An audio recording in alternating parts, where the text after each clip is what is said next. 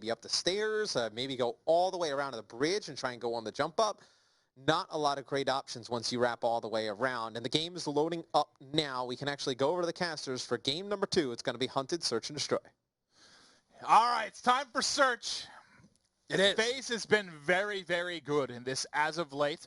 Luminosity, I've been impressed with the A lot of it's going to come down to me is, once again, making sure you're on the same page in these executed pushes right here, especially inside the water area near cave. How many times have you seen where one player pops up out of the water, gets a kill, drops back down, communication gets hectic out of nowhere, there's a second because one guy hops in, the second guy doesn't. Now it's a one-on-one. It can really go all over the place very quickly. All right, well, I'm curious also if the sniper's going to have much of an impact here. You saw Chino with a couple picks earlier, but didn't really change rounds too effectively. Is Attach going to have it out? Yes, he is. And on the other side, this is Attach. No.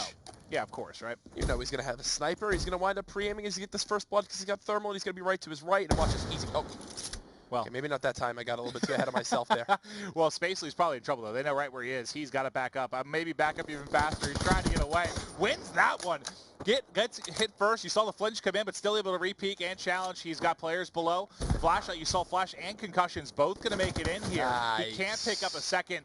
Yeah, I would have got the kill and just got the hell out of Dodge. I don't think the pressure was coming. I don't think he meant to land like that. You could see, obviously, his character's legs wound up breaking there for a second, as people say, and it forces his aim to go all over the place. Now a 3-on-3, though. Bomb still in the hands of Enable. This is what I was talking about earlier.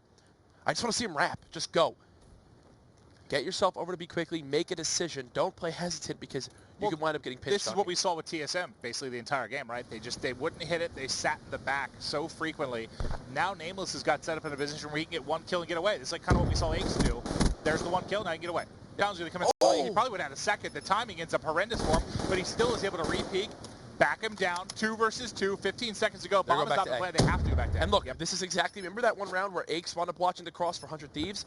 They had Study still sitting inside Red Hut, watching the cross over to A. Zuma needs to live right now.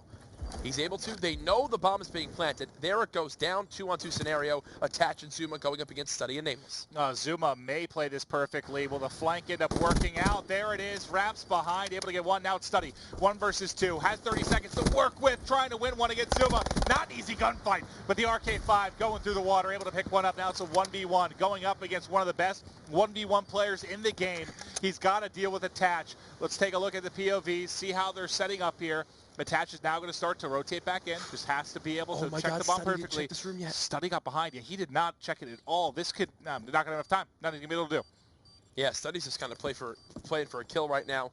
Attach still has no idea. If you were watching this and you didn't know competitive COD, they never even saw each other. You would have thought that both players run defense. They never even saw each other. Yeah. That was one of the more strange 1v1s we've had. I was waiting for this epic showdown. It never came. Well, what wound up happening, right, is Attach is left in that one-on-one. He decides he doesn't want to get caught sprinting. He doesn't want to risk wrapping or anything like that, which I respect. He played it close with a sub, made it so that if there was going to be a gun engagement, he had a sub, the other player had an AR. It would have been tough for, I believe it was Study left in that 1v1 to get that one burst. What I really did love from Attach was he didn't get greedy. He didn't leave that room. He'd check bomb, he'd go back, he'd check bomb, he'd go back. He didn't wind up moving. He just stuck with the position he was in, and he made it work.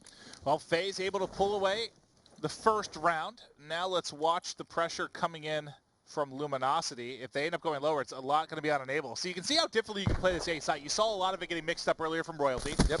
You saw how Spacely wanted to play with the Man of War. Now you see Enable. I mean, they basically get the same result, right? You get one kill, it gets traded out. A little bit more delayed with Spacely, but a similar result.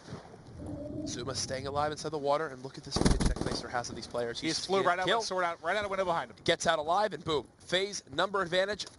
Number advantage. Sorry. Well, they had it for a second until Study answered back. Study does get that kill, and the player's retreating. Do they realize bomb is down is the question? I don't think so, but I do know that they know where Study is, which is all the information FaZe could ever need. And unfortunately, knowing where he is means you have the cutoff. He has to get across to get that bomb, right? Yep. And now he's in a 1 versus 2. You saw the 1v1 he just dealt with a moment ago. He's got 30 seconds, has to get the bomb or pick up the 2 kills. This is looking very, very ugly. Just trying to find a route. Got tagged up as he went through. Can he win this one? No, so weak.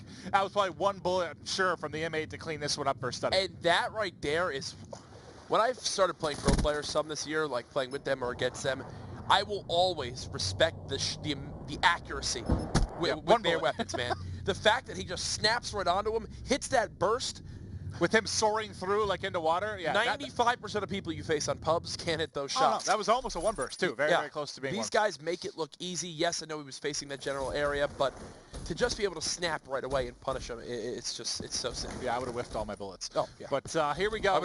Round 3. Now look, now they stack it up. So a little bit different of a defensive push. They have 2 people out. They saw him crossing. They know there's at least one here. And look, that makes it easy for attach. Wow, that could not have worked out better for FaZe. Do they have an idea that there's a second player here? Now they know the challenge will come in. FaZe are taking control of this game, and just 20 seconds into the round. Poor Study, dude. A 1v1, a 1v2, make it a 1v4. Can he get it done? Trying to turn around, pick off one, but no, attach. The only one that will fall. FaZe rocking and rolling early. They look great right there. The reason why that worked is because he didn't hesitate when pushing towards bottom hut.